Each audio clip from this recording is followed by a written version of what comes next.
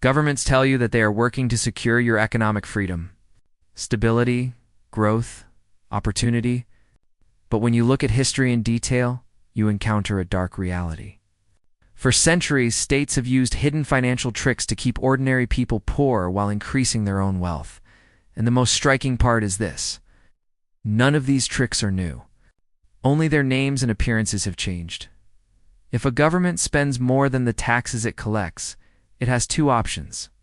Either it openly raises taxes, or it quietly devalues the currency. Ancient Rome did exactly this. In the 3rd century, due to rising military expenses, rulers began reducing the silver content of the silver coin called the denarius. At first, the coin was almost pure silver. Over time, with added materials, it was turned into copper. In the end, only a thin silver coating remained. The state said, "Nothing has changed." Ow. But the people paid the price. Inflation increased. Savings disappeared. Wages lost their value. This was a hidden form of taxation taken from the public. This method is still used today from time to time.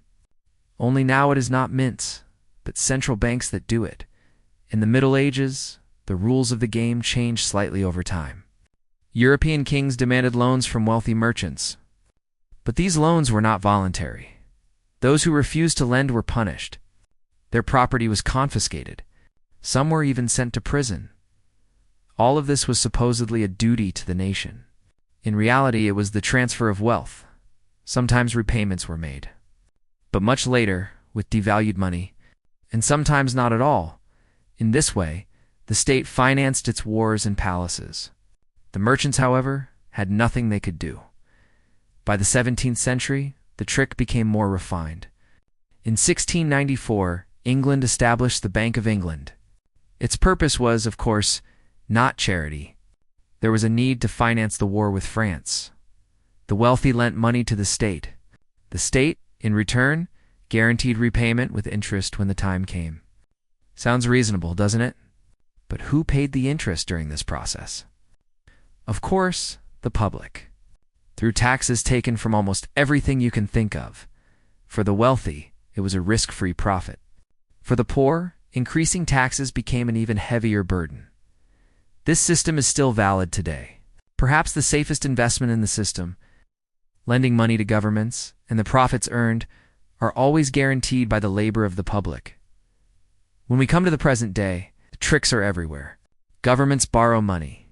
They say investment, employment, social support, and infrastructure.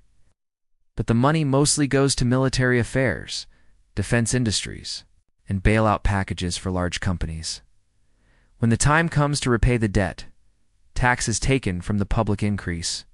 Social rights are reduced. Money is printed by central banks. The burden falls on the public, while the profit goes to the wealthy at times. Banks took risks so large that they were on the verge of collapse. The profits were huge and private.